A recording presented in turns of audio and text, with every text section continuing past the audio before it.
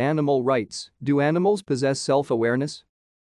You probably have no doubt that your dog or cat is a conscious animal. They are clearly aware of things that happen and have thoughts, desires and intentions. They are happy, for example, when you come home or when you give them food. However, imagining ourselves inside their minds, knowing what it's like to be a dog or a cat, is as impossible as imagining ourselves in the mind of any other person.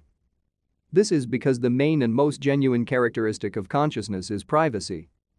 My consciousness is mine and only mine. Yours is yours and only yours.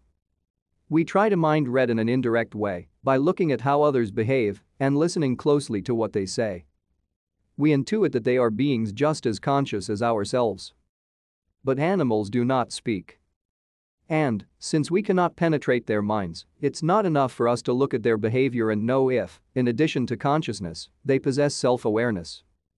That is, we don't know if they are only aware of things that happen or if they also realize that they realize. To stay up to date with latest top stories, make sure to subscribe to this YouTube channel by clicking the button above this video. Self-awareness, or realizing that we are capable of thought and able to distinguish our beliefs from the beliefs of others, is the highest cognitive capacity of the human mind, but we still don't know how the brain makes this possible. Everything indicates that it must be a meta-representation process, that what is represented in the neurons in one part of the brain has, in turn, a double representation in some other part of it. A double representation of this type seems to exist in the insula, a fold in the temporal cortex that allows us to know things such as, when something hurts, we are the ones who are hurting. Self-awareness elevates the capabilities of the human mind to an exponential level. Some animal behavior researchers have suggested that one way to tell if a species is self-aware is to see if animals recognize themselves when they look into a mirror.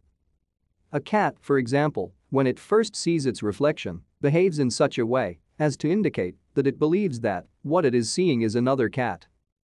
With repeated introductions, cats come to know that it is themselves in the mirror, but the capacity of immediate self-recognition does not seem to be innate in the feline species. This capacity, however, does seem to exist in at least 3 species of more evolved mammals: bonobo chimpanzees, elephants and dolphins. Although, even in these 3 species, it is still in doubt as to whether they sincerely recognize themselves in a mirror or if their behavior is nothing more than a kind of reflex. In the case of chimpanzees, a method of knowing if they recognize themselves in a mirror is to paint a color signal on their face. For example, with lipstick, if, when looking in the mirror for the first time, the animal touches its fingers to its mouth, this is convincing evidence that the chimpanzee believes that it is seeing itself. The mirror test is not exempt from criticism because it implies the unproven hypothesis that self-recognition is a test of self-awareness. There are those who believe that non-recognition in a mirror does not necessarily indicate that an animal is not self-aware. Perhaps the best way to remove doubt is to redefine the concept of self-awareness altogether, allowing it to include simpler cognitive abilities. Self-awareness, for example, could begin with faculties such as knowing that this body is mine, I am different from others, this territory is mine, etc., until progressively reaching the capacity that allows one to feel that they are the subject of those thoughts and attribute those same faculties to others.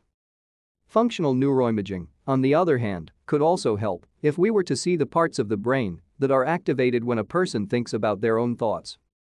This could then be compared to animal brains. Unfortunately, this remains to be tested. Self-awareness elevates the capabilities of the human mind to an exponential level.